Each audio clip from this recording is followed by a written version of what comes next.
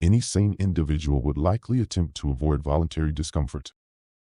Who, after all, in their right mind would consciously look for ways to cause themselves discomfort? It's a valid question, and maybe, by the end of this video, it won't sound quite so absurd. The core component of this practice involves voluntarily placing ourselves in circumstances that test our physical and emotional comfort zones. The ancient Stoic philosophers were practitioners of this form of deliberate discomfort. It served as a means for people to protect themselves from unintentional discomfort that is imposed upon them by fate and life. Here, the reasoning is comparable to that of an exercise program. When we strength train at the gym few times a week, real-world tasks that require lifting don't appear as difficult. I'm sure we've all moved house, and some of those packing boxes made us wish we'd done a few more squats in the gym. We become less sensitive to the cold if we take a few cold showers each week. Physical strain reduces a lot of its unpleasantness when we exercise or run. The anxiety and emotional pain will decrease if we consciously work to find opportunities to speak in front of others. This is voluntary discomfort in a nutshell.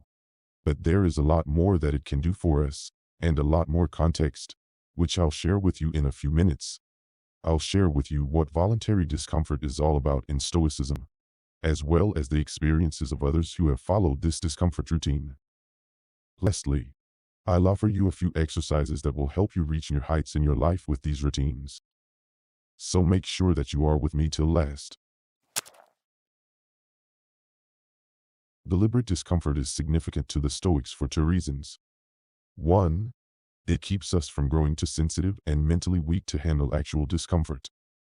2. It supports the development of gratitude for the comforting aspects of life. Not only does the practice of this deliberate discomfort fit in well with this philosophy, several of the more well-known philosophers of the past actually engaged in it. Seneca, a Roman senator and philosopher of the Stoic school, tried to live a life of deliberate discomfort. He may have been one of the richest men alive at the time, but he does have the self-awareness to know what indulgence can do to a person. He practices wearing stiff clothing, swimming in cold water, and subsisting on small meals of simple foods. He felt that by regularly living the life of the less fortunate, he strengthened himself against future losses and also gained empathy. He often spoke to his friend Lucilius in his well-known letters about the advantages of a thoughtful and moderate diet. Furthermore, he discussed the dangers of being led by your belly, including the detrimental effects on your health, and the mind's enslavement to your stomach.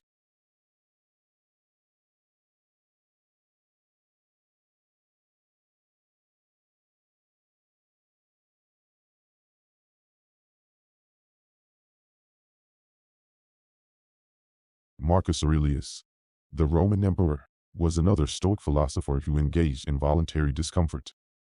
Like Seneca, Aurelius saw the value of foregoing excessive luxury and choosing something a little more modest despite his wealth and position. In place of his luxurious and comfy palace bed, he would either sleep on the floor or on a hard military bed, and he would exercise by boxing or wrestling.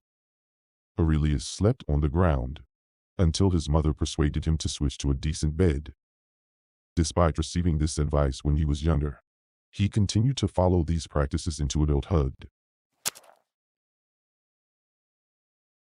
While some may do this only for delight, most people choose to experience voluntary discomfort because it has positive effects on both their bodies and minds. Firstly, it's about understanding the power of discomfort. By embracing discomfort, we open doors to growth and resilience. We should embrace discomfort as a catalyst for personal growth, and it helps to develop a mindset to handle challenges with resilience and adaptability. Next, it helps to cultivate gratitude for the comforts we enjoy. Appreciating what we have can bring contentment and perspective. Simplification plays a crucial role. Recognizing that not all comforts or necessities can lead us to a more fulfilling life. Moreover, it builds confidence and involves realizing our ability to navigate through discomfort and adversity. Lastly, it cultivates discipline, which is the driving factor. Strengthening our habits and routines can fortify our resilience and personal growth. By embracing discomfort, expressing gratitude, simplifying, building confidence, and fostering discipline. We pave the way for a more resilient and fulfilling life journey. Voluntary discomfort involves intentionally exposing oneself to uncomfortable situations or experiences for the sake of personal growth and achieving certain goals. You most likely already know how to add voluntary discomfort to your own life by now, or how to improve a regular practice of stoicism. But now I shall give you a few Stoic suggested voluntary discomfort practices to level up your game and compound your resilience. Choose activities or tasks slightly outside your comfort zone. Eating plain or basic foods and practicing moderation fosters discipline and appreciation for simple nourishment. Trying intermittent fasting challenges comfort around regular meal patterns. Promoting mental resilience.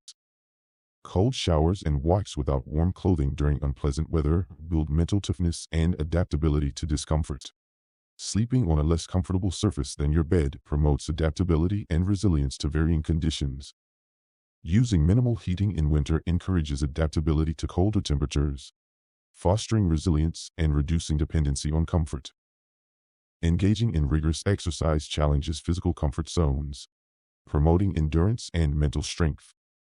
It could also be learning a new language that you're not used to or comfortable with. You don't have to do these things every day, but choosing a couple to do a few times a week is a great way to start building into the practice. Your practice can be tailored to work for you. Hopefully, I have lived up to my initial promise in the video.